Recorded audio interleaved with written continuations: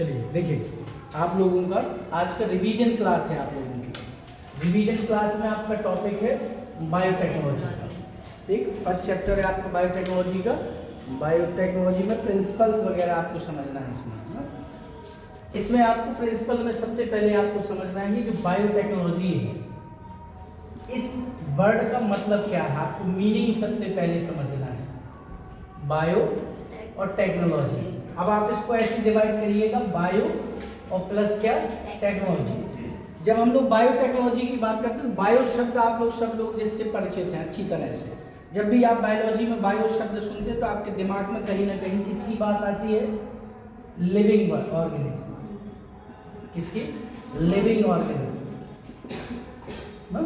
Living organism का जो आपका रूप है वो क्या कहलाता है, बायो जो आपका वर्ड है। टेक्नोलॉजी मीन्स होता है आपका युक्ति, है ना, एक तरीका। और टेक्नोलॉजी का मतलब वो होता है कि एक ऐसा आप कह सकते हैं पद्धति या एक ऐसा तरीका जिसमें कोई चीज आपकी क्या हो जाए, कोई कार्य जो आप करते हैं वो सिंपल हो जाए और कम समय में हो जाए, उसी को हम आप लोग क्या कह देते हैं, टेक्नोलॉजी। भाई टेक्नोलॉजी का उपयोग या यूज इसीलिए किया गया ताकि हमारे जो काम हैं हम उनको कम समय में और आसानी से कर सकें। जो मैन फोर्स होता है, जो मनुष्य का जो ताकत लगती, बल लगता है, वो कम हो जाए, प्लस वो जो आपका वर्क हो रहा है वो टाइम उसका क्या हो जाए, कम, यानी कि कम समय में ज़्यादा से ज़्यादा बेनिफिट मिल सके, उसके लिए हम किसका यूज करते हैं, टेक्नोलॉजी का। लेकिन इसी टेक्नोलॉजी में हम आप लोगों को क्या जोड़ना है, टेक्नोलॉजी किसके साथ जोड़ देना है, बायो। बायो मतलब बायोलॉजी जिसको आप लोग कह देते हैं, जीवों से प्राप्त उत्पाद यानी कि प्रोडक्ट, ठीक, या आप कह सकते हैं उनसे आपके मन मुताबिक जो आप प्रोडक्ट चाहते हैं उनको कम समय में और ज़्यादा से ज़्यादा प्राप्त करने के लिए हम आप लोग किसका यूज करते हैं, बायोटेक्नोलॉजी का। बात क्लियर है? ये जो बायोटेक्नोलॉजी है ये किस प्रिंसिपल पर आधारित है, मैं आपको पूरा चैप्टर करा चुका हूँ, आपको क्लियर भी होगा। बायोटेक्नोलॉजी में आपको मेन चीज एक बार रिवाइज करना है ताकि आपका वो फिर से जो आपका एक फ्लो था वो दोबारा से बन जाए। आपको ये समझना, मैंने आपको बताया था बायोटेक्नोलॉजी में आप किसी भी डिजायर्ड डीएनए से, बात समझिएगा, किसी भी डिजायर्ड डीएनए से उसका कोई एक डिजायर्ड जीन प्राप्त करके और उसकी क्या बनाना, मल्टीपल कॉपीज बनाना। क्या तैयार करना, मल्टीपल कॉपी, यानी कि बहुत सारी उसकी प्रतिलिपियां आप ऐसे कह लीजिए। देख, क्योंकि हम आप लोग जब बायोटेक्नोलॉजी शब्द यूज करते हैं तो आप जानते हैं प्रेजेंट टाइम में हम आप लोग जब बायोटेक्नोलॉजी का यूज पढ़ते भी हैं या करते भी हैं तो उसमें एक चीज हमें बताई जाती है कि जो हमारे लिए यूजफुल चीजें हैं, जो हमें जीवों से प्राप्त होती है, उनको आप ज्यादा से ज्यादा कैसे प्रोड्यूस कर सकते हैं। सपोज करिए कि एग्जाम्पल आपको दीजिए, अगले चैप्टर में आपको पढ़ने को मिलेगा, आप पढ़ भी रहे होंगे क्लासों में, इंसुलिन प्रोडक्शन, है ना। इंसुलिन जो आपका प्रोडक्शन है वो आप लोगों को पढ़ाया जाता है, इंसुलिन कहाँ से बनता है, इंसुलिन कहाँ से रिलीज होता है, इंसुलिन के लिए कौन सा हार्मोन कार्य करता है, ये सब चीजें आपको समझना है। क्योंकि जैसे सपोज मैंने इंसुलिन का आपको एग्जाम्पल दिया तो आप लोग जानते हैं इंसुलिन कहाँ पाया जाता है, कहाँ से रिलीज होता है इंसुलिन, तो इंसुलिन आप जानते हैं पेनक्रियाज से, है ना, पेनक्रियाज से इंसुलिन रिलीज होता है। लेकिन आपको समझना ये जो पेनक्रियाज है, ठीक, ये पेनक्रियाज कौन सी ग्लैंड है, मिक्स ग्लैंड, याद रखिएगा, कौन सी ग्लैंड है, मिक्स ग्लैंड है। लेकिन कभी कभी ऐसे भी क्वेश्चन पूछ दिया जाता है, खैर एनसीईआरटी में नहीं है आपका, लेकिन आप लोगों को क्लियर होना चाहिए, पेनक्रियाज को स्टिमुलेट करने वाला हार्मोन कौन सा है। मोस्ट ऑफ टाइम जब पेनक्रियाज यानी अग्न्याशय से काम करता है तो उसको स्टिमुलेट करने वाला, उससे काम कराने वाला भी ये क्या होता है, हार्मोन। कौन होता है, एक हार्मोन होता है, और उस हार्मोन को आप याद करिए, अगर आप लोगों ने याद किया हो या आप लोगों ने पढ़ा, उसका नाम होता है सिक्रीटिन। कौन सा, सिक्रीटिन नाम का हार्मोन। कहाँ से रिलीज होता है सिक्रीटिन, सिक्रीटिन आपका रिलीज होता है स्मॉल इंटेस्टाइन से, छोटी आंत से, समझिएगा, कहाँ रिलीज होता है, स्मॉल इंटेस्टाइन से। स्मॉल इंटेस्टाइन से रिलीज होने के बाद जाकर के वर्क कहाँ पर कर रहा है, पेनक्रियाज। पेनक्रियाज में भी कहाँ पर, तो आप जानते हैं पेनक्रियाज मिक्स ग्लैंड है जिसका 95 से 96% पार्ट कैसा है, तो आप जानते हैं ये आपका एक्सोक्राइन है।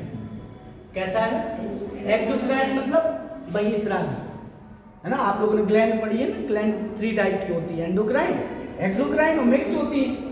तो ये जो आपकी पैनक्रियाज है ये मिक्स है, वन एंड ओनली ग्लैंड आपकी बॉडी की जो क्या है, मिक्स के अंतर्गत आती है। कौन सी? पैनक्रियाज। अब पैनक्रियाज में आपका 95 से 96 पार्ट आपका कैसा है, एक्सोक्राइन, लेकिन उसके अलावा जो 5 to 6% पार्ट है वो कैसा है, वो एंडोक्राइन है।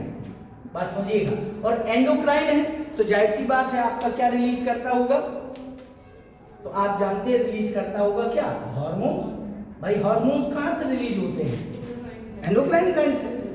अब ये जो आपका एक्सोक्राइन है तो ये क्या फिर रिलीज करता होगा, भाई ग्लैंड है तो कुछ ना कुछ तो रिलीज हो रहा होगा ना, सिक्रीट कुछ ना कुछ वहां से हो रहा होगा। तो आपको दिमाग में याद रखना, एक्सोक्राइन जो रिलीज करता है वो क्या रिलीज करता है, डाइजेस्टिव जूस। क्या रिलीज करता है, डाइजेस्टिव जूस, जिसको आप पाचक रस कहते हैं। आप लोगों ने पढ़ा होगा डाइजेस्टिव सिस्टम, है ना। डाइजेशन में जो ग्लैंड भाग लेती है वो कौन सी भाग लेती है, एक्सोक्राइन। क्यों भाग लेती है, क्योंकि एक्सोक्राइन ग्लैंड से क्या रिलीज होते हैं, डाइजेस्टिव जूस। और डाइजेस्टिव जूस में क्या होता है, तो आप जानते हैं डाइजेस्टिव जूस में क्या पाए जाते हैं, ये डाइजेस्टिव नेचर का क्यों है, डाइजेस्टिव जूस डाइजेस्टिव नेचर का क्यों है, उसमें ऐसा क्या है, HCl केवल एक जगह पर है, हर जगह नहीं है, लेकिन आपको नेचर बताना है डाइजेस्टिव क्यों है, इसका रीजन। अगर ये एक्सोक्राइन ग्लैंड है, इससे डाइजेस्टिव जूस निकल है, हम उसको डाइजेस्टिव कह रहे हैं, पाचक कह रहे हैं, तो ऐसा क्या है उसमें कि वो पाचक है, डाइजेस्टिव जूस है। तो आप जानते हैं डाइजेस्टिव जूस में क्या पाए जाते हैं, एंजाइम्स। क्या पाए जाते हैं, एंजाइम्स पाए जाते हैं, है ना। अब एंजाइम्स है तो जाहिर सी बात है आपका जो बायोकेमिकल रिएक्शंस होती हैं, जिनको आप लोग कैटाबॉलिक रिएक्शन कहते हैं, एनाबॉलिक रिएक्शन कहते हैं, वो किसके थ्रू होंगी, एंजाइम्स के द्वारा। क्योंकि आप जानते हैं किसी भी आपका ऑर्गेनिज्म में, आप कह सकते हैं बॉडी पार्ट में, सेल में, बगैर एंजाइम की कोई भी एक्टिविटी नहीं होती, कोई भी रिएक्शन कंप्लीट नहीं होती। अब रिएक्शन कंप्लीट होना है तो किसकी जरूरत होगी, एंजाइम से, तभी तो डाइजेशन हो रहा है। कैटाबॉलिक भी और एनाबॉलिक प्रोसेस भी हो रही है, किसकी सहायता से, एंजाइम्स की सहायता से। बात क्लियर। और दूसरा पार्ट उसका क्या है, एंडोक्राइन है। एंडोक्राइन है तो जाहिर सी बात है क्या रिलीज करता होगा, हार्मोन्स। बात क्लियर है। तो ये किसकी बात हो रही थी, पैनक्रियाज की। अब ये पैनक्रियाज को स्टिमुलेट करने वाला कौन है, सिक्रीटिन। ये सिक्रीटिन जब आपका रिलीज होगा कहां से, स्मॉल इंटेस्टाइन से, समझिएगा। स्मॉल इंटेस्टाइन से सिक्रीटिन रिलीज होगा, सिक्रीटिन रिलीज होने के बाद कहां जाएगा, स्मॉल इंटेस्टाइन से कहां जाएगा, पैनक्रियाज में, समझिएगा। ये स्मॉल इंटेस्टाइन है, स्मॉल इंटेस्टाइन, यहां से सिक्रीटिन रिलीज हुआ, बात समझिएगा। और सिक्रीटिन जाकर के कहां पर वर्क करेगा, पैनक्रियाज में। और पैनक्रियाज के कितने पार्ट हैं, 2, कौन कौन सा, एक्सोक्राइन और एंडोक्राइन। याद रखना, एक एक्सोक्राइन पार्ट है और दूसरा कौन सा है, एंडोक्राइन पार्ट है। अब ये जो आपका है, ये जो सिक्रीटिन है, ये जाकर के किस पार्ट पर अटैक करेगा, ये जाकर के करेगा किस पे, एंडोक्राइन पे। क्योंकि इसे क्या कराना है, हार्मोन्स रिलीज कराना है, सेल्स को एक्टिव करना है, जो कैसी है, एंडोक्राइन है। और एंडोक्राइन जो पार्ट होता है उसमें आपको समझना है, एंडोक्राइन पार्ट में पैनक्रियाज का जो होता है उसमें कितनी सेल्स होती हैं, 3 टाइप की। कौन कौन सी, अल्फा, बीटा और गामा, है ना। अब कुछ लोग इसको गामा भी कह देते, कई बार आपकी कुछ बुक में इसमें क्या भी आता है, डेल्टा भी लिख के आता है। तो अल्फा, बीटा और गामा सेल, ये आपको याद रखना है, समझिएगा। अल्फा सेल्स हो गई, बीटा सेल हो गई, और कौन सी है, गामा। ये 3 सेल किस पार्ट की है, एंडोक्राइन। कौन सा, एंडोक्राइन पार्ट है, जिसमें कितनी सेल है, 3। अब इन 3 सेल से 3 अलग अलग हार्मोन रिलीज होंगे। भाई सिक्रीटिन ने इसको क्या किया, सिक्रीटिन गया और सिक्रीटिन ने पैनक्रियाज के किस पार्ट को, एंडोक्राइन पार्ट को क्या कर दिया, स्टिमुलेट कर दिया, किसने, सिक्रीटिन ने, समझिएगा। अब ये जो सिक्रीटिन वाला पार्ट है, इसने जब इसको एक्टिव किया तो ये एक्टिव हो जाएगा, और जब एक्टिव हो जाएगा तो क्या करेगा, इसकी जो सेल है ये किससे मिलकर बना है, 3 प्रकार की सेल्स है। कौन कौन सी सेल है? अल्फा, बीटा और गामा। तो ये तीनों स्टिमुलेट होंगी अलग अलग तरीके से। क्यों? क्योंकि तीनों का अपना अपना वर्क है। तो अल्फा जब आपकी एक्टिव होगी अल्फा सेल, तो वो क्या रिलीज करेगी? तो आप जानते हैं अल्फा से क्या निकलता है? ग्लूकेगॉन। कौन सा? ग्लूकेगॉन। सब याद रखिएगा, कौन सा हार्मोन रिलीज होगा? ग्लूकेगॉन। अब ये जो बीटा है ये क्या रिलीज करेगी? ये इंसुलिन। क्या रिलीज करेगी? Insulin hormone. अब थर्ड कौन सा है आपका? गामा। गामा से क्या रिलीज होगा? तो आप जानते हैं सोमैटोस्टैटिन। क्या रिलीज होगा? सोमैटोस्टैटिन। कितने हार्मोन्स हो गए? 3। किससे रिलीज होने वाले? पैनक्रियाज की कौन से वाले पार्ट से? एंडोक्राइन पार्ट से। एंडोक्राइन को एक्टिव किसने किया इस काम के लिए? सिक्रीटिन ने। और ये बहुत इंपॉर्टेंट है, लेकिन एनसीईआरटी में आपका नहीं दिया है, लेकिन आपको ये याद रखना है हार्मोन। कौन सा? सिक्रीटिन। क्यों जरूरी है वो भी समझ लीजिए। वो इसलिए जरूरी है क्योंकि इसको पढ़ाया जाता है, ये आपका फर्स्ट डिस्कवर्ड हार्मोन है। पहला हार्मोन जो खोजा गया वो कौन सा है? सिक्रीटिन। याद है ना? किसने खोजा था वो भी आपको याद होगा। सिक्रीटिन की खोज, डिस्कवरी किसने की थी आपको याद रख, ये भी याद होगा। सिक्रीटिन फर्स्ट डिस्कवर्ड क्या है? हार्मोन्स है। किसके द्वारा? स्टार्लिंग के द्वारा। पढ़ा होगा आपने किसके द्वारा? स्टार्लिंग के द्वारा। कहाँ आपका रिलीज होता है ये? तो मैंने आपको बताया था कौन सी इंटेस्टाइन? Small intestine. और स्मॉल इंटेस्टाइन से रिलीज होने के बाद जाता कहाँ है ये? पैनक्रियाज, आग्नेयाशय में मिक्स ग्लैंड के पास। और वहां पर कौन से वाले पार्ट? एंडोक्राइन वाले पार्ट की सेल्स को एक्टिवेट कर देता है। और वहां पर कितनी सेल्स हैं? 3 है। कौन कौन सी? अल्फा, बीटा और गामा। इन तीनों सेल्स से अलग अलग, इसके कारण अलग अलग क्या रिलीज होते हैं? हार्मोन। कौन कौन से हार्मोन? अल्फा से ग्लूकेगॉन, बीटा से इंसुलिन, गामा से सोमैटोस्टैटिन। इन तीनों के अपने अपने काम हैं। अब तीनों के काम कौन कौन से? तो ग्लूकेगॉन आप जानते होंगे क्या करता है? ग्लूकेगॉन जो आपका ग्लाइकोजन नाम की जो शुगर है, बात क्लियर? इस ग्लाइकोजन को किसमें चेंज करता है? ग्लूकोज। किसमें? ग्लूकोज में। कौन? ग्लूकेगॉन। याद रखिए किसको? ग्लाइकोजन को किसमें चेंज करता है? ग्लूकोज। कौन चेंज करता है? ग्लूकेगॉन। शब्द याद रखिएगा। अब समझिए ये जो इंसुलिन है ये क्या काम करता है? ये इसका जस्ट अपोजिट काम करता है। ब्लड में उपस्थित एक्सेसिव ग्लूकोज को किस में कन्वर्ट करता है? ग्लाइकोजन। मतलब उल्टा काम। जो ग्लूकेगॉन करता है उसका जस्ट अपोजिट काम कौन करता है? इंसुलिन। तो जब आपकी ब्लड में जरूरत से ज्यादा शुगर हो जाती है, अगले उस शुगर को, उस आप कह सकते ग्लूकोज को ये किस में कन्वर्ट कर देता है? ग्लूकेगॉन में। और जाकर कहाँ स्टोरेज कराता है? लीवर में। भाई एक्सेसिव जो आपका कार्बोहाइड्रेट है वो कहाँ पर स्टोर होता है? लीवर के पास। और किस रूप में स्टोर होता है? तो हम आप लोगों को पढ़ाया जाता है फूड मटेरियल जो एनिमल्स का है वो क्या है? ग्लाइकोजन है। अब ग्लाइकोजन कोई अलग से कोई मटेरियल नहीं है, अलग से कोई रूप नहीं है। उसी ग्लूकोज की पॉलीपेप्टाइड चेन को क्या कह देते हैं? ग्लाइकोजन। केवल उसका क्या कर दिया जाता है? थोड़ा सा मॉडिफिकेशन कर दिया है, वो रूप में आपका ग्लूकोज ही। लेकिन जब बहुत सारी ग्लूकोज की मॉलिक्यूल के एक साथ जोड़ देंगे तो वो क्या बन जाता है? जैसे आप पॉलीमर हो जाता है ग्लूकोज का। आप लोग केमिस्ट्री में पढ़ते हैं ना, तो मोनोमर मिलकर के क्या बन जाते हैं? पॉलीमर। जैसे पॉलीमराइजेशन रिएक्शन पढ़ाई जाती है आपके ना, ये वही है। ग्लूकोज का पॉलीमर है कौन? ग्लाइकोजन। कौन बनाता है ये? इंसुलिन। और इसका अपोजिट काम कौन करता है? ग्लूकेगॉन। बात क्लियर? अब बचा कौन सा? सोमैटोस्टैटिन। अब सोमैटोस्टैटिन क्या करता है? इन दोनों सेल्स को रेगुलेट करने का काम किसका है? सोमैटोस्टैटिन। कि कब अल्फा ग्लूकेगॉन निकालेगी, कब बीटा इंसुलिन निकालने है, कितना निकालना है, कौन कंट्रोल करता है? सोमैटोस्टैटिन। बात क्लियर है? ये आपको समझ, मैंने इतना, ये आपका बायोटेक्नोलॉजी में नहीं है लेकिन समझना जरूरी था, तो अब आपके दिमाग में जाएगा।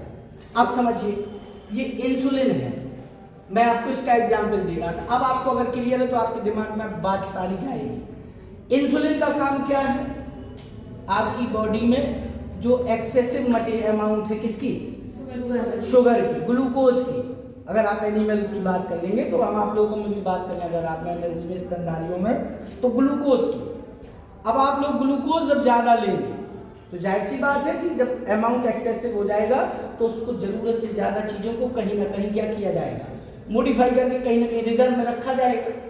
बात समझ में आ रहा है? तो इसको रिजर्व करने का काम किसका? इंसुलिन। ब्लड में मौजूद जो एक्स्ट्रा शुगर है उसको किस में कन्वर्ट करेगी? ग्लाइकोजन में। और किस में दे के आएगी? लीवर में उसको स्टोर करा देगी। किस रूप में? ग्लाइकोजन के रूप में। बात समझिएगा। अब सपोज करिए किसी के पैनक्रियाज में समस्या आ गई, सेल्स में कोई डिस्टरबेंस आ गई और बीटा सेल से क्या नहीं निकला, इंसुलिन नहीं रिलीज हुआ, तो फिर क्या होगा? आप भोजन बराबर कर रहे हैं, है ना? आप जब बराबर भोजन कर रहे हैं तो इसका मतलब है कि आपकी बॉडी में शुगर की अमाउंट क्या है? जा रही है ना? वो आप जा रही है, आप कितना यूज कर पा रहे हैं वो एक अलग बात है ना? लेकिन कितना ले रहे हैं वो बात इंपॉर्टेंट है। और जो आप लेते हैं उतनी आपकी बॉडी की खपत नहीं है, मैं आपको बता चुका हूँ। जो हम आप लोग डेली लेते हैं वो आपकी खपत नहीं है। आप कितनी, मैं बताऊंगा तो अभी आप हंसेंगे, इसलिए अब वो हो चुका है, इसलिए मैं बता रहा हूँ। आप जो ले रहे हैं वो बहुत ज़्यादा ले रहे हैं। अब जब ज़्यादा जाएगी वहाँ जरूरत है नहीं तो क्या होगा? उसको कहीं ना कहीं जो बची है शेष उसको रिजर्व किया जाएगा। रिजर्व ग्लूकोज के रूप में नहीं होगा, ये याद रखना है। रिजर्व जब भी फूड मटेरियल होगा किस रूप में होगा? ग्लाइकोजन के रूप में। करेगा कौन ग्लूकोज को ग्लाइकोजन में चेंज? इंसुलिन। और मान लीजिए उस पैनक्रियाज में समस्या आ गई, इंसुलिन नहीं रिलीज हो रहा या बहुत कम अमाउंट में रिलीज हो रहा है या पैनक्रियाज ने काम करना बंद कर दिया आपके, जो इस समय प्रेजेंट टाइम पे हालात है, हर तीसरा व्यक्ति कहीं ना कहीं डायबिटीज का पेशेंट है। जो हमारा आपका जो इस समय जो फूडिंग सेंस है हमारा आपका, जो हम आप लोग भोजन करते हैं सुबह शाम, उसके कारण हर तीसरा व्यक्ति लगभग शुगर का पेशेंट होगा। हम आप लोग चेक करा लें कि कई लोगों का हाई और लो भी होगा, है ना? तो वो बात अलग है, कई लोगों ने चेक नहीं कराया तो वो खुश होंगे, जिन लोगों ने चेक करा लिया बेचारे डिप्रेशन में चले गए होंगे, ठीक? तो वो आपकी बात अलग है। तो ये इंसुलिन मान लीजिए काम नहीं कर रहा है ये आपका, तो आप जानते हैं भारत में बहुत सारे ऐसे करोड़ों लोग हैं जो शुगर के पेशेंट हैं। अब दवा इसकी क्या है? एक ही है, क्या? इंसुलिन। अगर है तो कन्वर्सन होगा, ग्लूकोज ग्लाइकोजन में बदलेगा, अगर नहीं है तो नहीं बदलेगा। बात क्लियर है? अब आपको, आप सपोज करिए कोई व्यक्ति है जिसकी बॉडी में इंसुलिन रिलीज नहीं हो रहा है, तो उसकी बॉडी में ग्लूकोज क्या हो रहा है? ब्लड में बढ़ रहा है। और जब बढ़ रहा है तो उसी कंडीशन को क्या कह देते हैं? Diabetes mellitus. याद रखिए, जिसको हम आप लोग शुगर कह देते हैं, कुछ लोग डायबिटीज, कुछ लोग मधुमेह कह देते हैं। बात क्लियर? तो वो मधुमेह का शिकार है, लेकिन इसका इलाज देखिए क्या चाहिए? इंसुलिन। अब उसकी बॉडी बना नहीं पा रही तो क्या करेगा? तो कहीं ना कहीं से लेगा, और जब लेगा तो पहले के जमाने में किसी दूसरे जानवर से बनी हुई यूज की जाती थी, है ना? दूसरे जानवर, गाय है या घोड़ा है या कोई और भी, तो उसकी इंसुलिन निकाल करके हमारी बॉडी में यूज की जाती थी। बात समझिएगा? लेकिन वो बहुत कम अमाउंट में। भाई उसकी बॉडी में जानवर की कितनी बन रही होगी, खुद के लिए भी तो उसे चाहिए होगी ना, प्लस आप निकाल रहे हैं, और कितने लोगों को उससे ट्रीटमेंट हो सकता है उस इंसुलिन से? हम आप लोग करोड़ों की संख्या में, सबको चाहिए इंसुलिन, तो कहाँ से इतनी मात्रा में मिलेगी आप? तो लोग परेशान थे। उसी समस्या का समाधान है किसके द्वारा? बायोटेक्नोलॉजी। आपको बायो के क्षेत्र में क्या यूज करना है? टेक्नोलॉजी, ताकि वो इंसुलिन हम आप लोगों को ज़्यादा से ज़्यादा मात्रा में क्या हो सके? मिल सके, ताकि हम कम समय में सबको क्या दे सके? इंसुलिन दे सके, प्रोवाइड करा सके। वो प्रोवाइड कब होगी? जब हमारे पास होगी।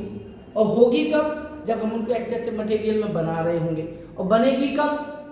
जब आप किसका यूज करेंगे? टेक्नोलॉजी का। मैंने आपको समझा, टेक्नोलॉजी का मतलब ही यही है कि कम समय में ज़्यादा से ज़्यादा क्या प्राप्त करना, प्रोडक्ट जिसमें हमारी मैन फोर्स पावर भी क्या हो? कम हो। बात समझ आ रहा है? तो उसी का आपका सॉल्यूशन है कौन? बायोटेक्नोलॉजी। बात क्लियर है? अब ये जो बायोटेक्नोलॉजी है, इसको आपको प्रिंसिपल समझना है, किस प्रिंसिपल पर काम करती है। जो आपके चैप्टर का नाम है बायोटेक्नोलॉजी, प्रिंसिपल जो आप पढ़ते हैं ना, तो उसको आपको समझना इसमें प्रिंसिपल कितने हैं। तो मैंने आपको डिटेल में समझाए थे सब, कौन कौन से। एक मैंने आपको बताया था, इसका एक साइट है जेनेटिक इंजीनियरिंग। कौन सी? Genetic engineering. दूसरी है बायो प्रोसेस इंजीनियरिंग। याद रखिएगा, कौन कौन सी? एक आपकी जेनेटिक इंजीनियरिंग है और दूसरी आपकी क्या है, बायो प्रोसेस इंजीनियरिंग। ये याद रखिएगा, आपसे कोई पूछे कि बायोटेक्नोलॉजी की साइड में कितनी साइड है, तो एक तो आपकी क्या है, जेनेटिक इंजीनियरिंग, जेनेटिक इंजीनियरिंग,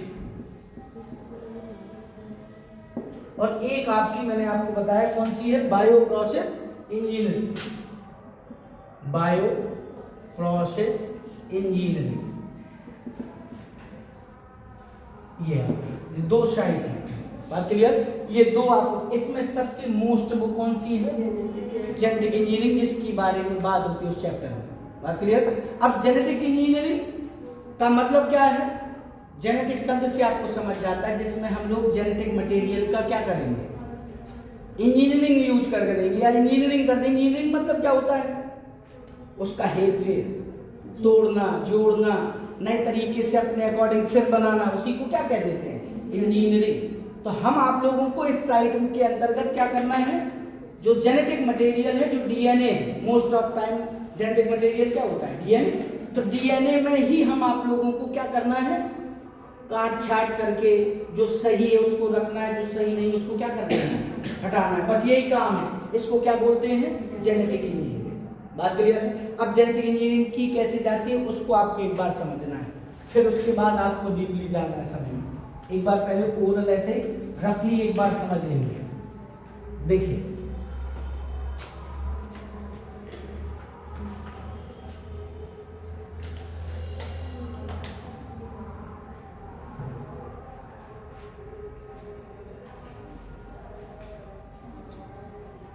देखिए जेनेटिक इंजीनियरिंग में होता क्या है, आपको सपोज करिए कोई सेल है, एनिमल सेल भी हो सकती है, प्लांट सेल भी हो सकती है, कोई भी सेल मान लीजिए आप, है ना। ये मान लीजिए कोई सेल है, उस सेल के अंतर्गत या उसके सेल के अंदर एक आपका क्या है, क्रोमोसोमल डीएनए। कौन सा डीएनए, क्रोमोसोमल डीएनए। अब मैंने क्रोमोसोमल क्यों लिखा, उसके पीछे का रीजन है, जब आप पढ़ते हैं डीएनए तो डीएनए को केवल डीएनए लिख देना वो थोड़ा सा कंफ्यूजिंग हो जाता है। जब हम उसके साथ क्रोमोसोम जोड़ देंगे तो उसका मतलब होता है क्रोमोसोमल डीएनए। मतलब इसके बारे में मतलब ऐसा कि वो डीएनए जो आगे चलकर क्या बनाता है, क्रोमोसोम्स बनाता है। और जो हर सेल होती है उसमें एक क्या पाया जाता है, मेन डीएनए, जिसको हम आप लोग क्या कहते हैं, क्रोमोसोमल डीएनए। लेकिन कुछ सेल ऐसी होती है जिनमें उस क्रोमोसोमल डीएनए के अलावा भी क्या पाया जाता है, डीएनए, जिसको क्या बोलते हैं, जिसको हम लोग अपनी शुद्ध भाषा में कहेंगे तो एक्स्ट्रा क्रोमोसोमल डीएनए। क्या कहेंगे, एक्स्ट्रा क्रोमोसोमल डीएनए, यानी कि एक ऐसा डीएनए जो क्रोमोसोमल डीएनए के अलावा है, तो उसको क्या बोलेंगे, एक्स्ट्रा क्रोमोसोमल डीएनए। और उसी का दूसरा नाम क्या है, प्लाज्मा। बात क्लियर है, तो उसकी बात बाद में करेंगे, पहले आपको समझना ये कौन सा डीएनए है, क्रोमोसोमल डीएनए। और हमें पता है कि इस डीएनए में कुछ ऐसे जीन हैं जो हमारे लिए बड़े यूजफुल हैं, जिनसे हम क्या बना सकते हैं, कोई प्रोडक्ट जो हमें जरूरत है या जिसकी हम सबको आवश्यकता है, बहुत बड़े लेवल पर हमें जरूरत है उसकी, तो हम क्या करेंगे, उस जीन जो आपका डीएनए है, उस डीएनए के उस जीन को प्राप्त करने का प्रयास करेंगे। प्राप्त करने के लिए हमें उस सेल से उस डीएनए को क्या करना पड़ेगा, निकालना पड़ेगा, है ना। उस डीएनए को जब हम आप लोग निकाल लेंगे तो फिर उस डीएनए के उस पार्ट को जिसकी हमें क्या है, जरूरत है, जो हमारे लिए क्या है, डिजायर्ड है, या हमारे लिए इच्छित है, वांछित है, कुछ भी कह लीजिए, ये मान लीजिए इतना पार्ट हमें इसकी जरूरत है। पूरे डीएनए के ऊपर डीएनए बहुत बड़ा होता है। अब उस हर डीएनए में लगभग कितने, मनुष्य की बात करें तो 30,000 जीन होते हैं एक डीएनए में। हमें 30,000 की थोड़ी ना जरूरत है, हमें तो एक पार्ट की जरूरत है, एक निश्चित जीन जो हमारे अकॉर्डिंग, हमारी जरूरत के अनुसार काम कर रहा है, जिसकी हमें आवश्यकता है, हमें वो चाहिए, पूरा डीएनए नहीं चाहिए। बात क्लियर। ये हम आपको डीएनए मिलेगा कहाँ से, जो सेल होगी। बात क्लियर। सेल से हमने क्या निकाला, डीएनए। अब जब डीएनए निकालेंगे इस सेल में तो याद करिए कुछ ना कुछ यूज करेंगे, तभी तो सेल से बाहर डीएनए बाहर आएगा। क्या यूज करेंगे आप याद करिए, सेल से हमें डीएनए बाहर लेना है, बाहर निकालना है, तो क्या यूज करेंगे, तो जाहिर सी बात है क्या यूज करेंगे, एंजाइम। भाई छेनी हथौड़ा लेंगे तो बैठेंगे नहीं कि कोशिका को तोड़कर अब हम डीएनए बाहर निकाल लेंगे। बात क्लियर। तो हम लोग क्या करेंगे, एंजाइम्स का यूज करेंगे, जाहिर सी बात है। क्या यूज करेंगे? एंजाइम्स। वो एंजाइम्स जो क्या कर सके, कोशिका में क्या क्या पाया जाता है।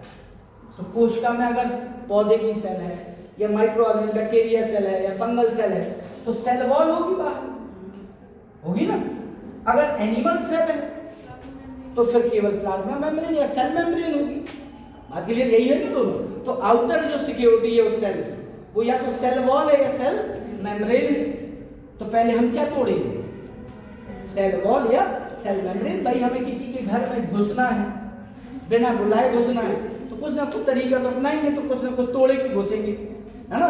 तो वो आप भाई दीवार को तोड़ना है तो तोड़ने के लिए क्या चाहिएगा? एंजाइम चाहिए। अब एक दीवार तोड़ दी तो दूसरी भी मिलेगी, उसे भी तोड़ना तो उसके लिए भी एंजाइम चाहिए।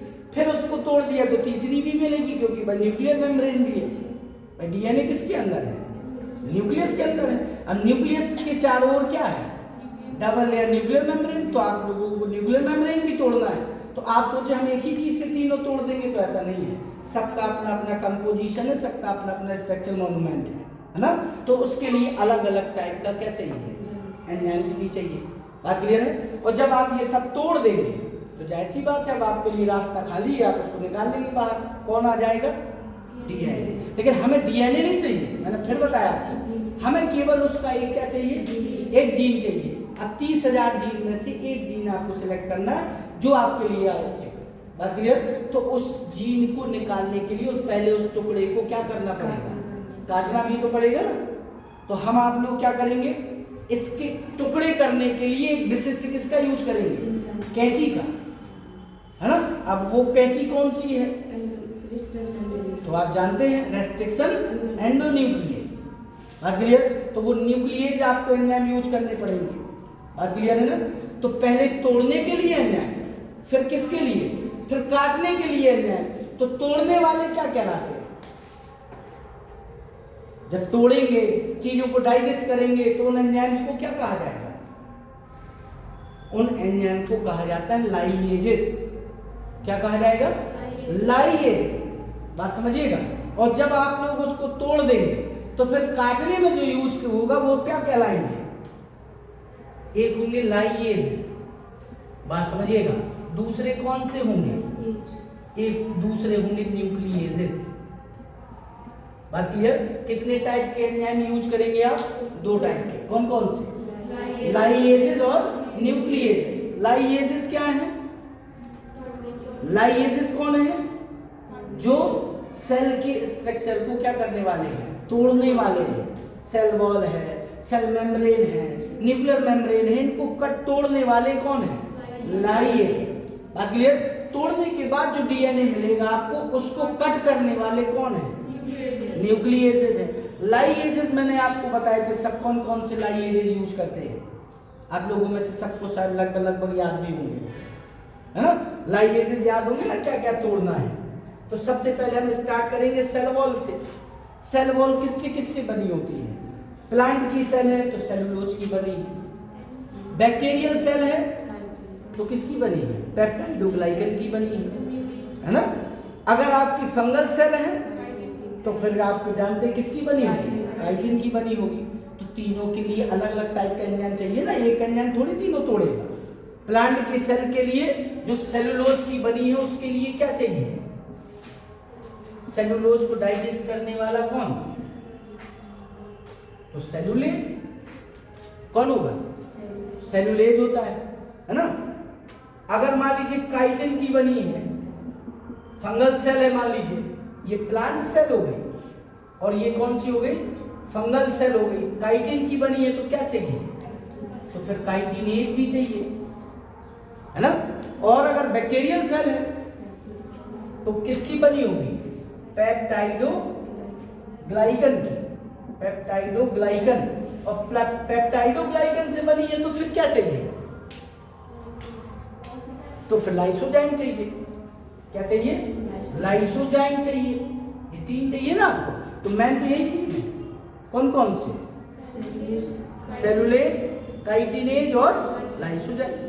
अब अगर आपसे पूछे लाइसोजाइम और कहाँ होता है हमारी बॉडी में, कहाँ कहाँ मिलता है लाइसोजाइम? लाइसोजाइम हमारी आपकी बॉडी में कहाँ कहाँ होता है? लाइसोजाइम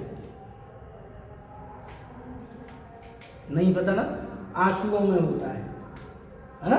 लार में होता है, याद करिए, टाइलिन और लाइसोजाइम।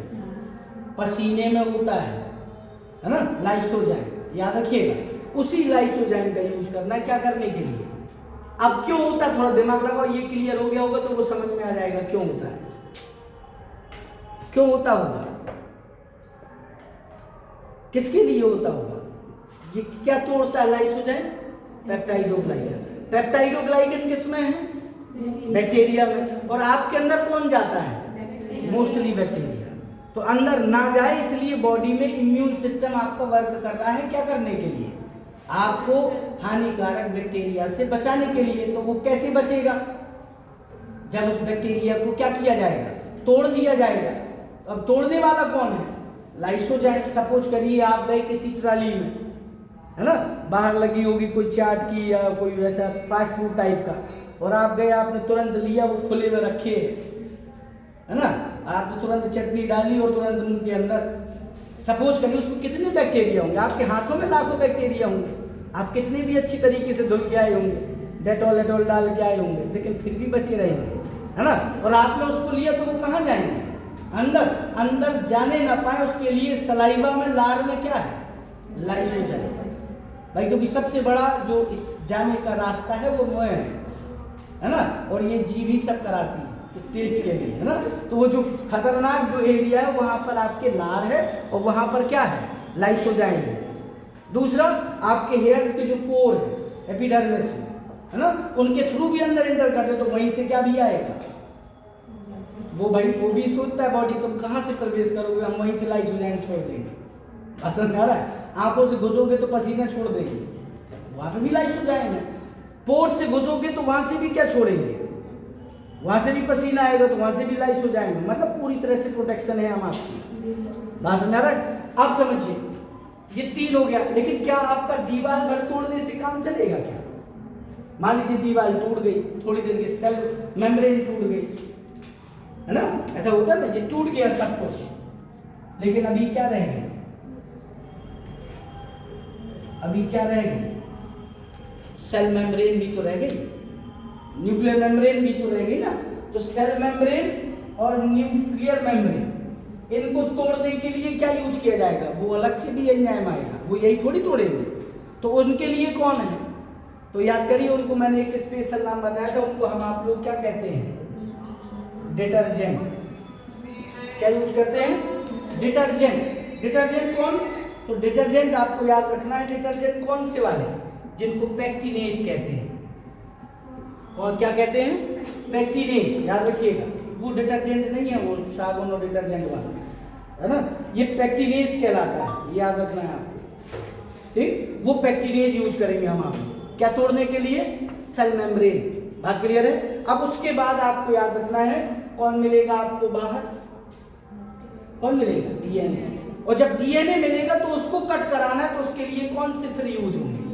फिर न्यूक्लियस। और न्यूक्लियस मैंने आपको बताया, आपने पढ़े होंगे कौन कौन से? कौन कौन से न्यूक्लियस हैं? तो याद होंगे 3। कौन कौन से न्यूक्लियस? 3 टाइप के न्यूक्लियस जो क्या करते हैं?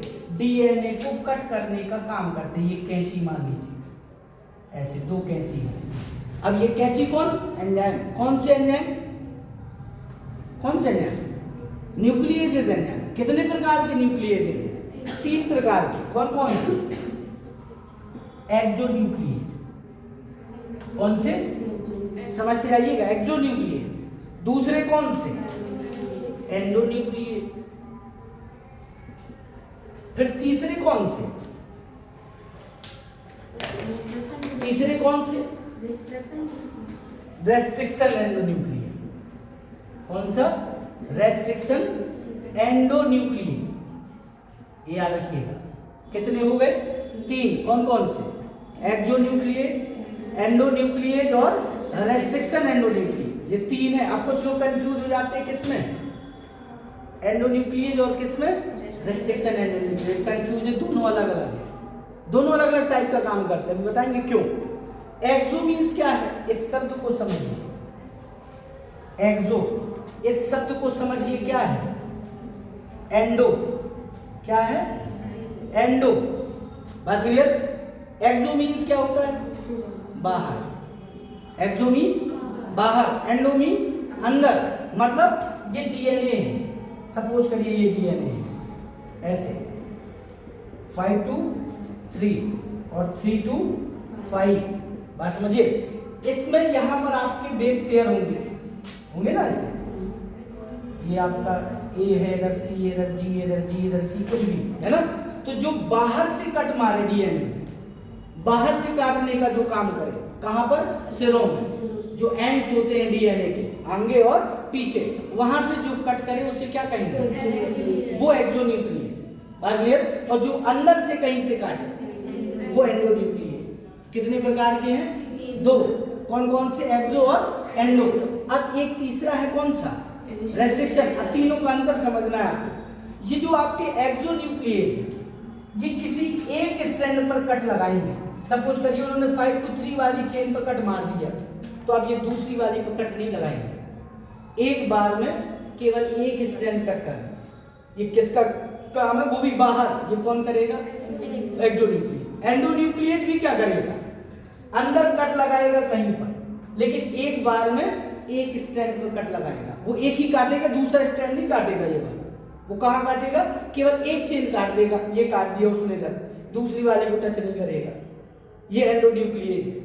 तीसरा वाला जो आपका है रेस्ट्रिक्शन एंडोन्यूक्लियस, वो अंदर काटेगा, क्योंकि वो उसका नाम भी तो एंडोन्यूक्लियस है, लेकिन वो रेस्ट्रिक्शन इसलिए क्योंकि वो क्या करेगा, दोनों साइड कट मार देगा, मतलब दोनों चेन को इकट्ठा काटेगा।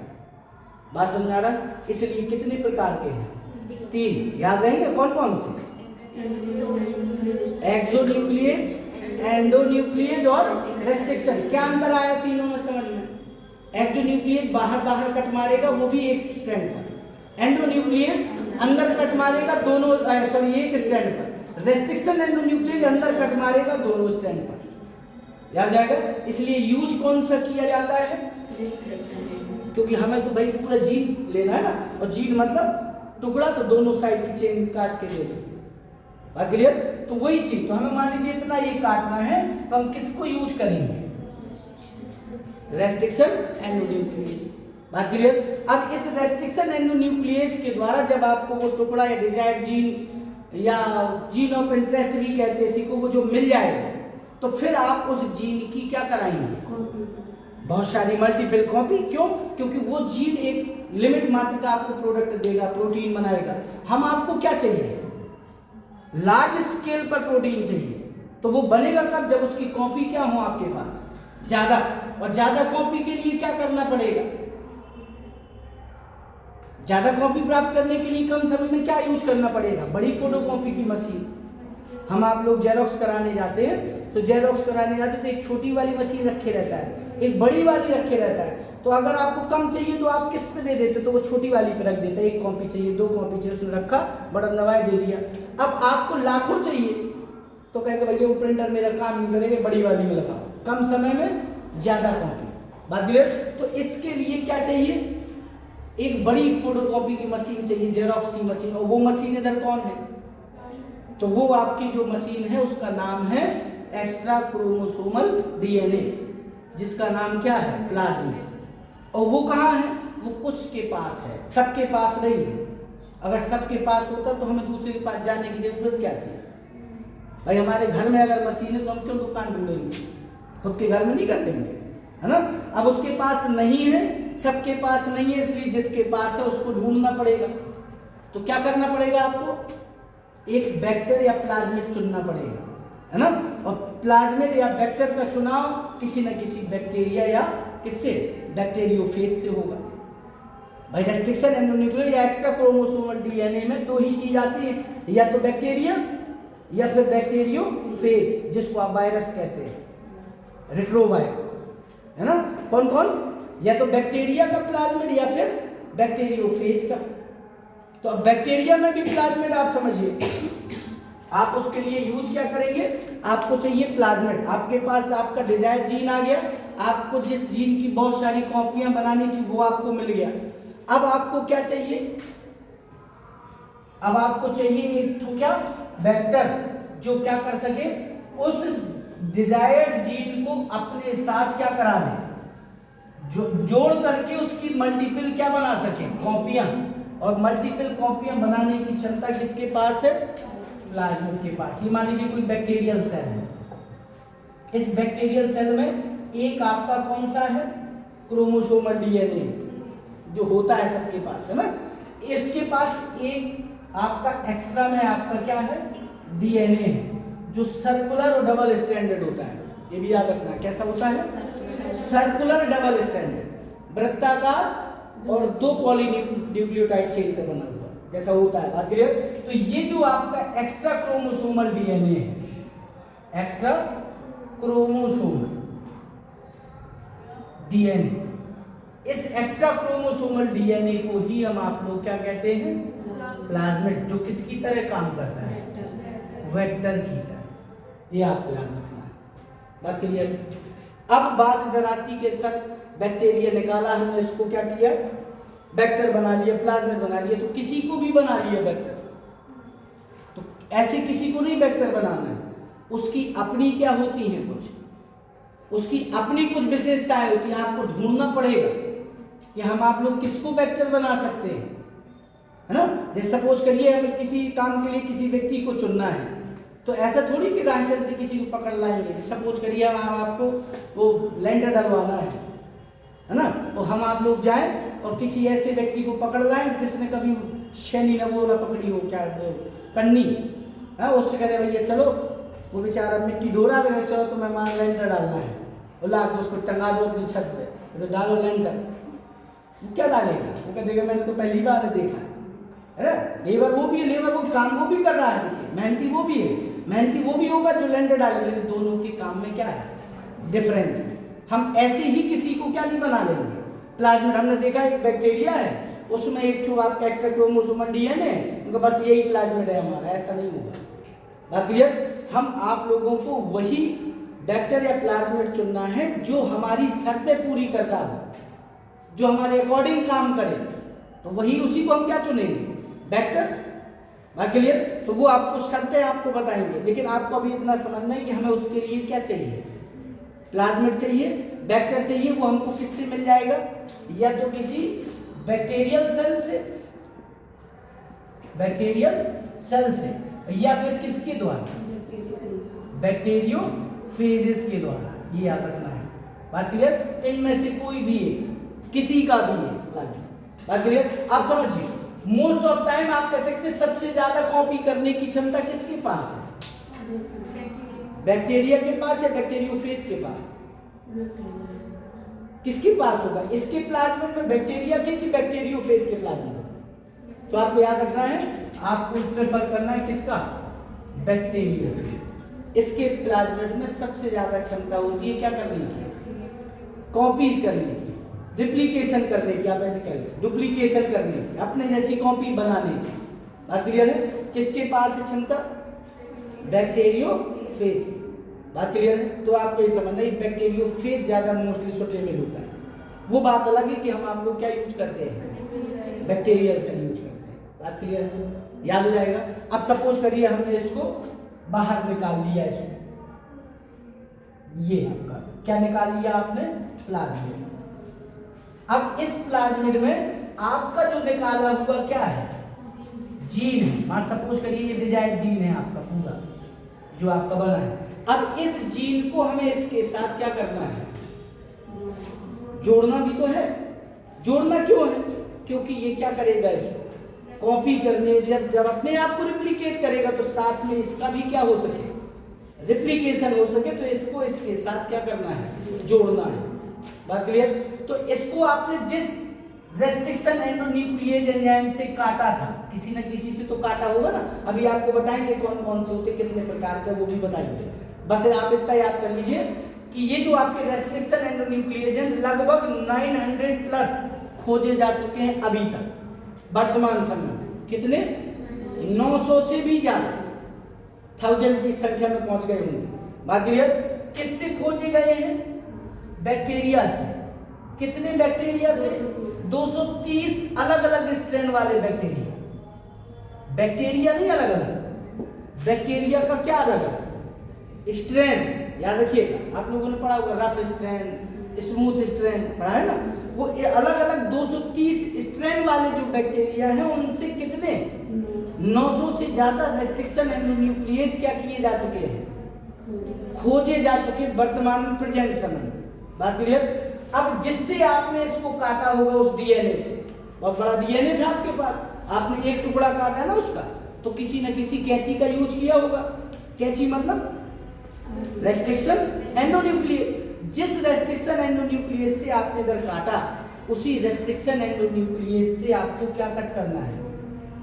इस प्लाज्मिड को भी कट करना है, ये याद रखिएगा। अलग अलग नहीं आप कट कर सकते, एक ही एरिया है। जिससे आपने इधर कट किया था उसी से आपको इधर भी कट करना। क्यों? ये अभी आगे आपको बताएंगे जब पूरा डिटेल में जाएंगे। अभी आपको केवल रफली दिमाग में डालना प्रोसेस होना क्या क्या है। बात क्लियर? फिर कौन यूज होगा, कब यूज होगा, क्यों यूज होगा, वो एक एक चीज आपको बताएंगे। और मैं एक एक चीज पूरे चैप्टर में बता चुका हूँ बहुत डिटेल में। जिनके पास होंगे, जो नोट बनाए होंगे, उनको सबको क्लियर होगा। बात क्लियर? देखिए, इधर आपने कट मार दिया उसी कैंची से, जिस कैंची से इधर आपने काटा था, मतलब रेस्ट्रिक्शन एंडोन्यूक्लियेज। अब जब आपने इसको काट दिया तो ये आपका कुछ इस प्रकार का आपको प्राप्त होगा ना, क्योंकि आपने इतना हिस्सा क्या कर दिया, काट के रख। अब इसी हिस्से की जगह पर हमें इसको क्या कर देना है? इसको जोड़ देना है। और जब आप जोड़ेंगे तो ये कुछ इस प्रकार का दिखेगा।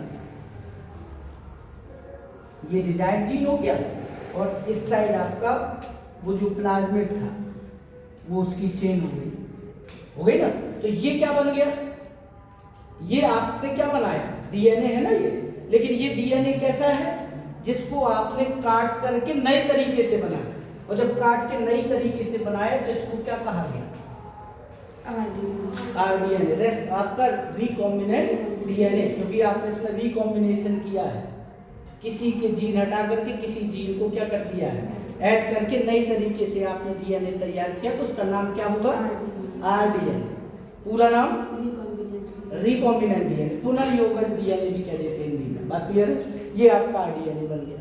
अब जब ये आरडीएनए बन गया तो अब इससे हमें क्या चाहिए? कॉपी भी तो चाहिए ना इसकी बहुत सारी। और कॉपी कब करेगा?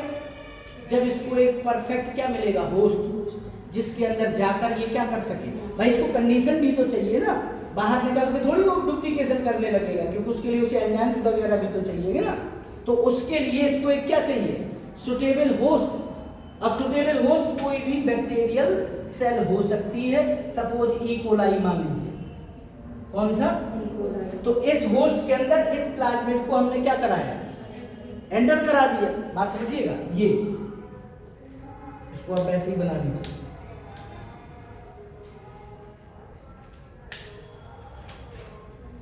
ये आपका बात क्लियर। अब इसके पास अपना खुद का भी क्या होगा? डीएनए है, वो क्रोमोसोम। हमने इसको क्या कर दिया? इसके अंदर एंटर कर दिया। अब इसको जब सारी सुटेबल कंडीशन मिलेंगी तो ये इसके अंदर क्या करेगा? रिप्लिकेट करेगा। ये बार बार मल्टीपल फिजन, बाइनरी फिजन करेगा, तो अपनी संख्या बढ़ाएगा, सेल्स बढ़ाएगा। जितनी बार सेल्स बढ़ाएगा उतनी बार ये मल्टीप्लाई भी करेगा, डीएनए डुप्लीकेशन भी करेगा। तो ये इसकी कॉपियां क्या होती जाएंगी? बढ़ती चली जाएंगी। तो आपने जो एक जीन लिया था वो क्या हो जाएगा? कुछ समय बाद बहुत सारे जीन्स में क्या हो चुका होगा? वो कन्वर्ट हो चुका, बहुत सारी कॉपियां बन चुकी होंगी। बात क्लियर? उसने रिप्लिकेट कर चुका होगा वो। और आपको फिर उन जीन्स को क्या कर लेना है, या उन जीन्स प्रोडक्ट को क्या कर लेना है? अलग कर लेना है। इस प्रोसेस को क्या बोलते हैं? बार बार रिप्लिकेट करना अपने आप को क्या कहलाता है? क्लोनिंग। क्या कहलाता है? तो उसको हम आप लोग कह देते हैं जीन क्लोनिंग। क्या हो जाएगा? जीन क्लोनिंग हो गई। और जब क्लोनिंग हो गई तो उसके बाद आपको क्या मिलेगा? प्रोडक्ट उस जीन से, जो वो प्रोटीन वगैरह बनाएगा, एंजाइम वगैरह, या जो आपको चाहिए। इंसुलिन चाहिए तो इंसुलिन ले। बात क्लियर? ये पूरी प्रोसेस आपकी क्या है? आरडीएनए टेक्नोलॉजी, जिसको आप किसके अंतर्गत पढ़ते? Genetic engineering. इसी को कहते हैं आप जेनेटिक इंजीनियरिंग। याद हो जाएगा ना जेनेटिक इंजीनियरिंग क्या है? कोई समस्या? ये प्रोसेस सबको क्लियर हो गई?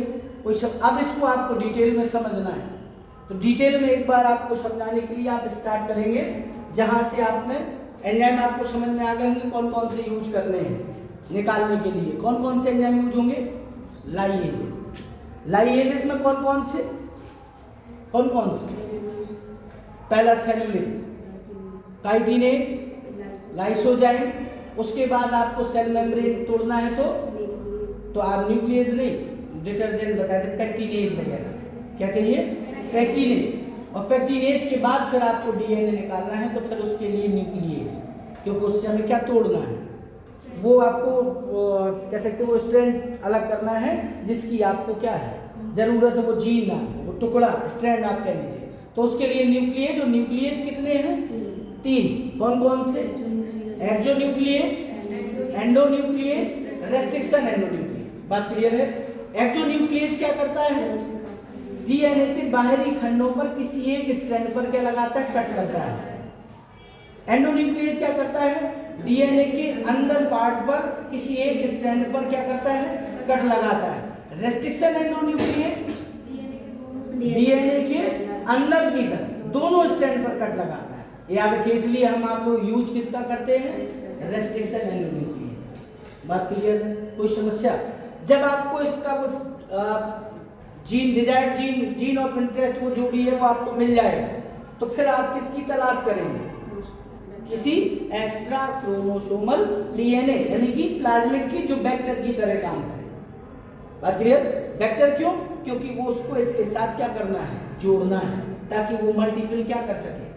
कॉपियां। बात क्लियर? तो उसको लिए जोड़ना है, तो जोड़ने के लिए मैं आपको बताना भूल गया, यहाँ पर कौन सा एंजाइम काम करता है? तो जोड़ने का काम होता है लाइगेज का। बात क्लियर? ये जीन जो आप जोड़ेंगे इसके साथ, तो क्या यूज करेंगे? लाइगेज। इस प्रोसेस को लाइगेशन भी कहते हैं। लाइगेज से जोड़ना क्या कहलाता है? लाइगेशन। बात क्लियर है?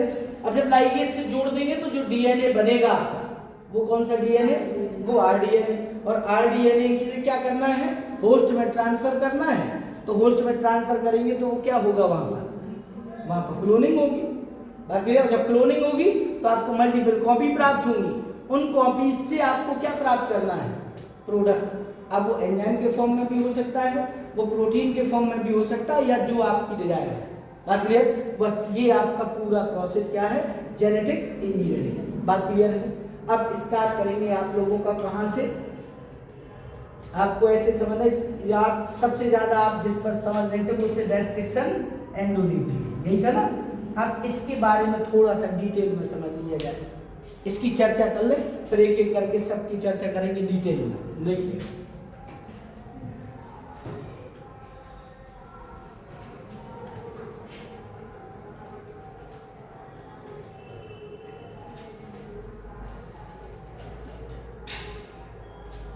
उसके पहले आपको एक चीज समझना है, ये आरडीएनए सबसे पहले किसने बनाया?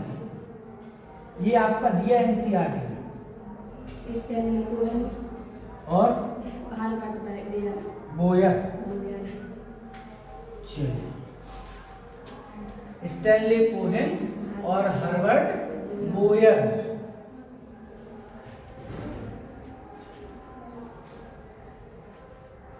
क्या बनाया था सबसे पहले?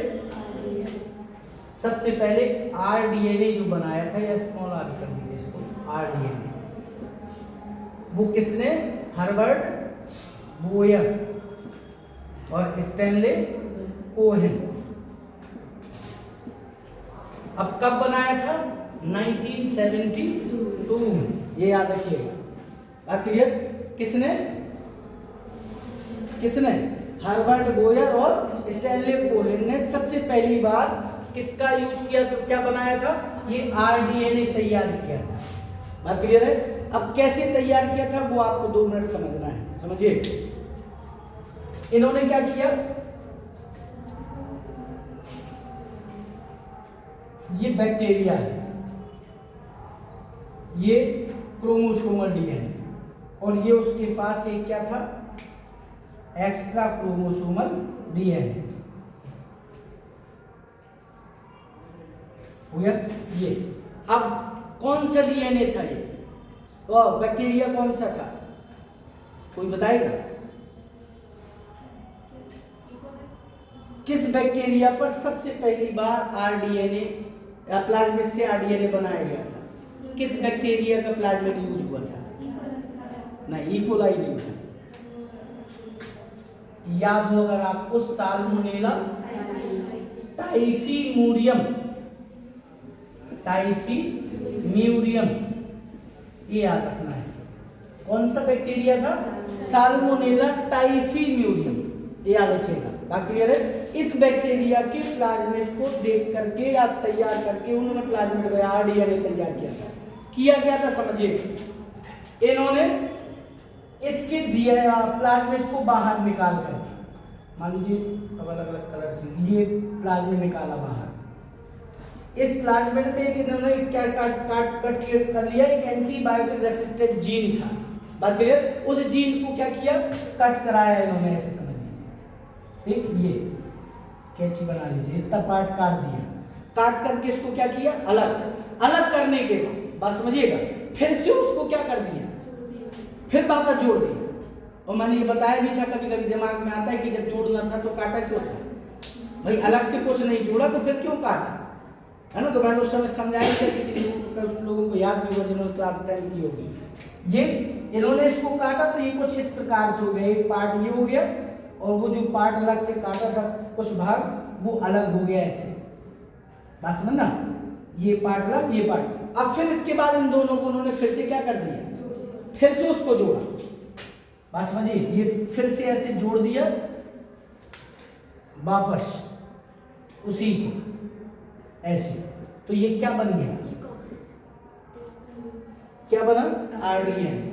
बात क्लियर? तो पहला आरडीएनए किसने तैयार कर दिया, किस बैक्टीरिया में? साल्मोनेला टाइफीम्यूरियम। किन्होंने यूज किया? हर्बर्ट बोयर और स्टैनले कोहेन ने। क्यों किया? उन्होंने एक क्या देखा था, एंटीबायोटिक रेसिस्टेंट जीन, उसके प्रभाव को चेक करने के लिए। उनका जो एंटीबायोटिक रेसिस्टेंट ये बैक्टीरिया है, इसी एंटीबायोटिक रेसिस्टेंस से मैं दूसरा बैक्टीरिया भी क्या ऐसा बना सकता हूं जो एंटीबायोटिक क्या हो, रेसिस्टेंट। और उन्होंने उसके लिए क्या यूज किया था, तो आपको याद रखिए, उसके लिए उन्होंने होस्ट किसको बनाया, वो किस में ऐसा करना चाहते थे, तो याद करो, ई कोलाई। किसको? तो उन्होंने ई कोलाई को एंटीबायोटिक रेसिस्टेंट बनाने के लिए इस बैक्टीरिया के प्लाज्मा को क्या किया, उस ई कोलाई बैक्टीरिया के अंदर क्या कर दिया, ट्रांसफर, आप कैसे ट्रांसफर कर दिया। बात क्लियर? ये आपका ई कोलाई बैक्टीरिया है। बात क्लियर? ये उसका क्रोमोसोमल डीएनए यहां पर उसको ट्रांसफर कर दिया। बात क्लियर? अब जब इसमें ट्रांसफर कर दिया तो अब आपका ये जो ई कोलाई बैक्टीरिया है, ई कोलाई, अब ये भी क्या हो गया, एंटीबायोटिक रेसिस्टेंट हो गया। क्यों? क्योंकि अब उसके पास भी वही प्लाज्मिड है, वही एंटीबायोटिक रेसिस्टेंट जीन भी है। बात क्लियर? तो जो एंटीबायोटिक रेसिस्टेंट जीन इसके पास था, किसके पास, साल्मोनेला टाइफीम्यूरियम के पास, वही एंटीबायोटिक रेसिस्टेंट जीन वाला प्लाज्मिड अब किसकी बॉडी में जा चुका है। तो अगर आप फिर वो एंटीबायोटिक डालेंगे इसमें, तो अब इसके ऊपर उस एंटीबायोटिक का कोई इफेक्ट नहीं होगा। बात क्लियर? और जब नहीं होगा तो यही करने के लिए इन दोनों लोगों ने ये सबसे पहली बार क्या किया था, प्रयास किया था। याद हो जाएगा, कोई समस्या? तो ये आपको याद रखना दिमाग में कि किसने, क्योंकि एनसीईआरटी ने दिया है इसलिए इसको दिमाग में रखना है। 1972 में हर्बर्ट बोयर और स्टैनले कोहेन ने कौन से बैक्टीरिया, साल्मोनेला टाइफीम्यूरियम, क्लियर, किस बैक्टीरिया को एंटीबायोटिक रेसिस्टेंट बनाया, ई कोलाई। ठीक, उसी का प्लाज्मिड और उसी का एंटीबायोटिक रेसिस्टेंट जीन, कुछ नया नहीं ऐड किया उसमें। क्लियर? लेकिन आपका आरडीएनए तैयार किया तो आप कहते सर वो पहले भी तो यही था।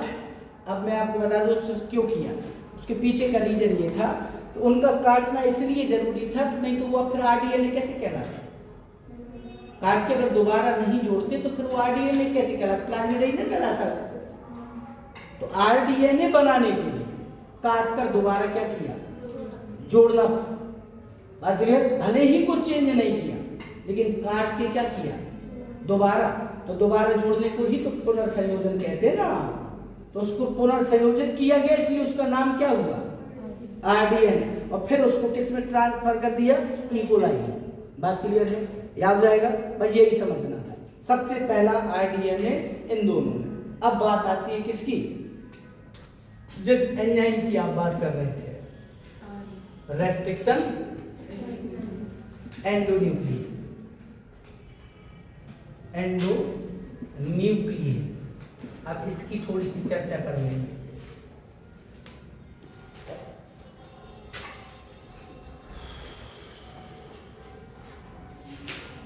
देखिए,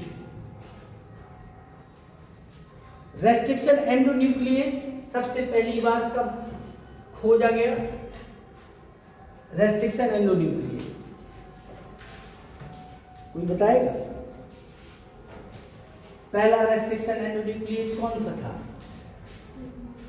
फर्स्ट रेस्ट्रिक्टिव, हिंद सेकेंड।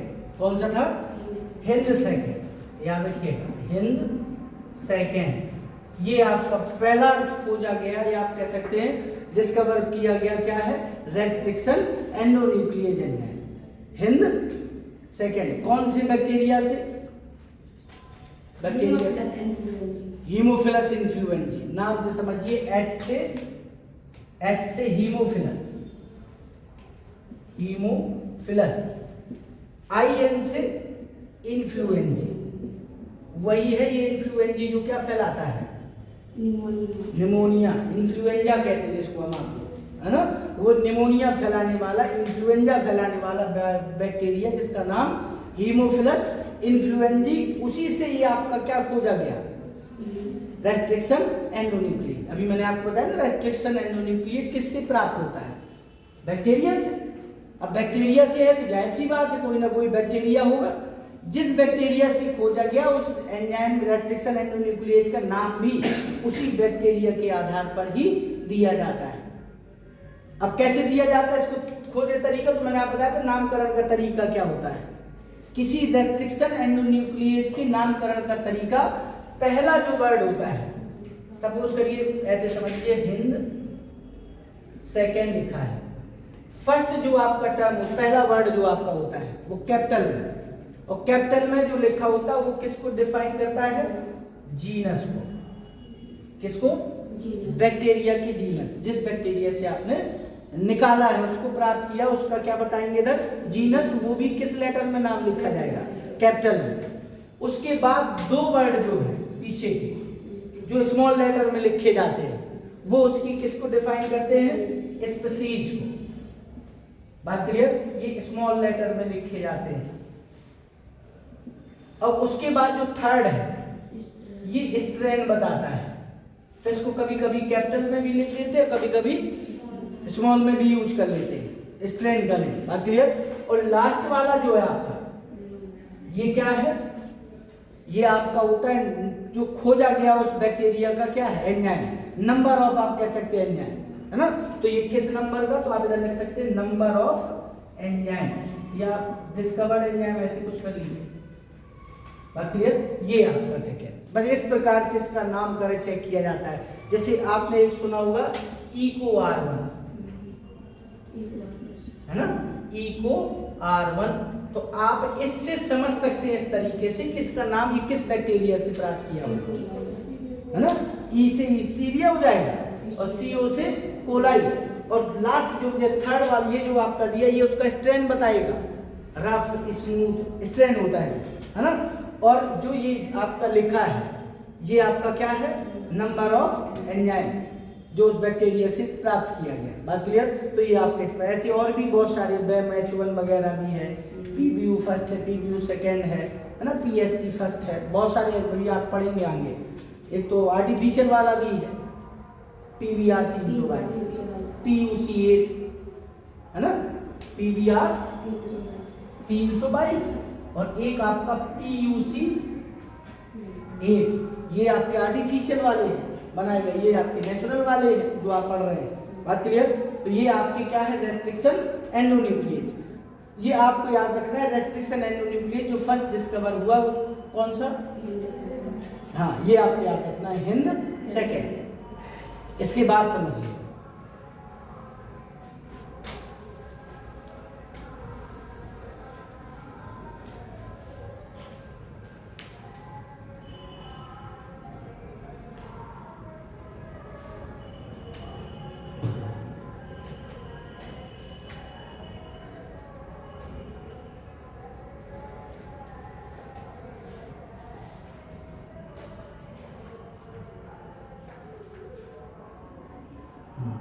देखिए इसमें आपको समझना है जो रेस्ट्रिक्शन एंडोन्यूक्लिएज है ये कट कैसे करते हैं ये आपका समझना जरूरी है, क्योंकि उसमें डायग्राम बना है एनसीईआरटी है ना।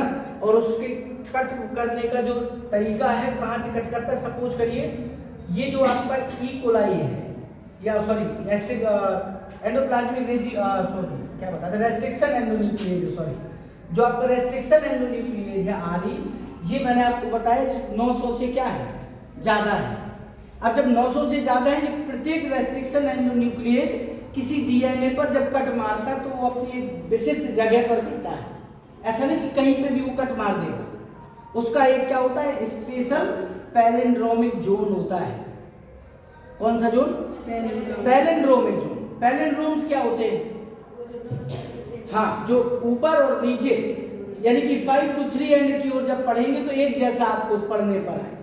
जैसे हम आप लोग को कक्षा 2, 4, 6 में बताया जाता था कि एक शब्द बताओ एक जैसा जो आपको प्रोनाउंस, तो सबसे शुरुआत में जब 1, 2, 3 पढ़ते थे तो पढ़ते थे डालडा, है ना? हाँ, जहाज।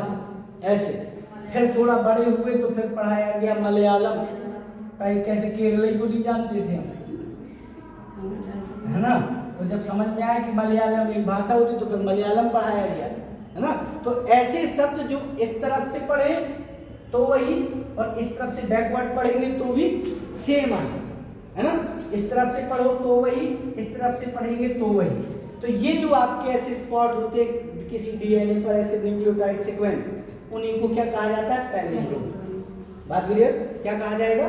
पैलिंड्रोम। अब इन पैलिंड्रोम पर सबका जो आपका रेस्ट्रिक्शन एंडोन्यूक्लिएज है उसका अपना अपना एक स्पॉट होता है। किस पैलिंड्रोमिक जोन पर कौन सा रेस्ट्रिक्शन एंडोन्यूक्लिएज क्या करेगा? कट करेगा। बात क्लियर? जैसे आप लोगों ने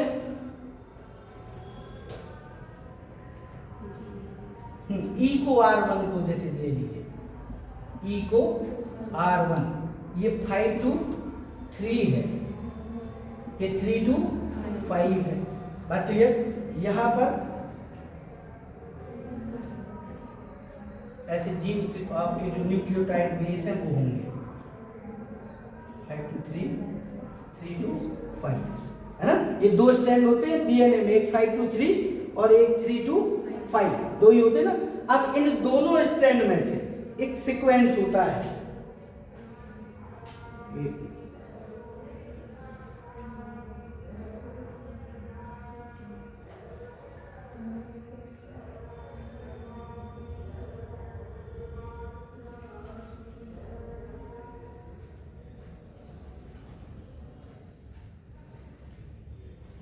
तो देखिएगा GAATTC, इधर इसका अपोजिट बना लीजिए, G का अपोजिट C, A का अपोजिट A का अपोजिट T का अपोजिट T का अपोजिट और C का अपोजिट। अब आप देखिए इसको इस तरफ से पढ़िए तो वही सेम है, इस तरफ से पढ़िए। अब ऐसे ना पढ़ने लगिए सर हम ऐसे पढ़ेंगे, आपको बताया पीछे से रिवर्स पढ़ना है, और जब आप ऐसा इधर से तो समझ में आया। अब हम इधर से भी ऐसे पढ़ेंगे तो ऐसे भी इसको ऐसे पढ़िए, सेम वही आएगा, है ना? GAATTC, इधर से पढ़िए GAATTC। ये जो आपका पैलिंड्रोमिक जोन है ये किसके लिए है? पैलिंड्रोमिक जोन E को R1 के लिए। कहाँ पे कट मारेगा? अब इसका मतलब ये नहीं कि कहीं से बीच में आके कट मार देगा, उसी का क्षेत्र है। तो कह रहे ये करेगा G और A के बीच, इधर भी करेगा तो कहाँ? G और A के बीच। आप समझना था ध्यान से, इधर कट मार दिया उसने, सपोज करिए ये, तो इतनी ये चेन यहाँ से क्या हो गई? ये अलग, क्योंकि यहाँ से कट मार दिया और यहाँ से कट मारा, तो ये वाली ये जो चेन है आपकी ये इतनी यहाँ से क्या हो गई? ये अलग हो गई। ये वाली आपकी ऐसे मान लीजिए चेन, ये आपकी ये इतनी ये अलग हो गई, है ना? ये दो टुकड़े हो गए ना अलग अलग। अब जब ये दो टुकड़े में काट दिया इसने तो ये क्या होंगे? फिर डीएनए खिंचेगा, और जब खिंचेगा तो ये वाला एरिया अलग हो जाएगा, वो वाला एरिया अलग हो जाएगा। बात क्लियर? और जब इस प्रकार से आप काटेंगे तो ये जो एंड जो आपके दिख रहे हैं ये है ना, ये अब इनके ये बेस टूट गए ना, छार ये, तो अब ये घूम रहे होंगे कि कोई हमें मिले, हम जोड़ी बना लें भाई, क्योंकि जोड़ीदार अलग हो गए। अब जो दो दोस्त हैं वो एक दूसरे से अलग हो गए, तो अब बेचारा वो भी उदास घूम रहा है, ये भी उदास घूम रहा है, बात समझ ना। तो उदास घूम रहा है, दूसरे दोस्त तलाश रहा है कि नहीं कब मिलेगा। तो जब ये दोनों एक जैसे होते हैं, बात समझिएगा, तो ये क्या हो जाते हैं, जो दूसरों के साथ बॉन्ड बनाने के लिए तैयार होते हैं उनको एंड को क्या कहा जाता है, स्टिकी एंड। बात क्लियर। और ये स्टिकी एंड बॉन्ड किससे बनाएंगे भाई, ये ए वाला है तो इसको क्या चाहिए, टी चाहिए ना, ए वाले को टी चाहिए, टी वाले को ए, तो इसी प्रकार का सीक्वेंस चाहिए ना इसको।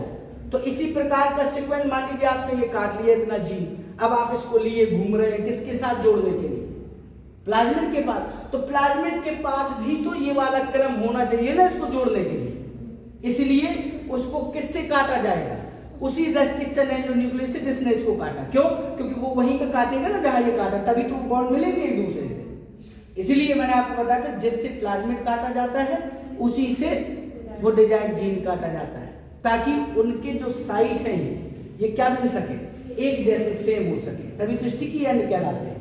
बात क्लियर। तो ये आपको याद रखना है। तो ये इको R1 का है साइट, ऐसी बैम H1 का अलग है ना, ऐसे ही आपका हिंड सेकंड का अलग है, ऐसे सबके अपने अपने क्या है साइट है, पैलिंड्रोमिक जोन है, जहां से जो रेस्ट्रिक्शन एंडोन्यूक्लियस क्या करते हैं, कट करते हैं।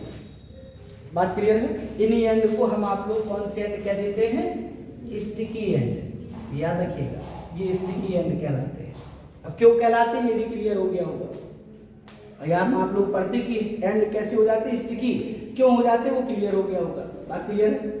बस इसके बाद नेक्स्ट क्लास में जब लेंगे तब उसके बाद कर देंगे, ठीक। कोई दिक्कत, कोई डाउट हो तो आप पूछ सकते हैं।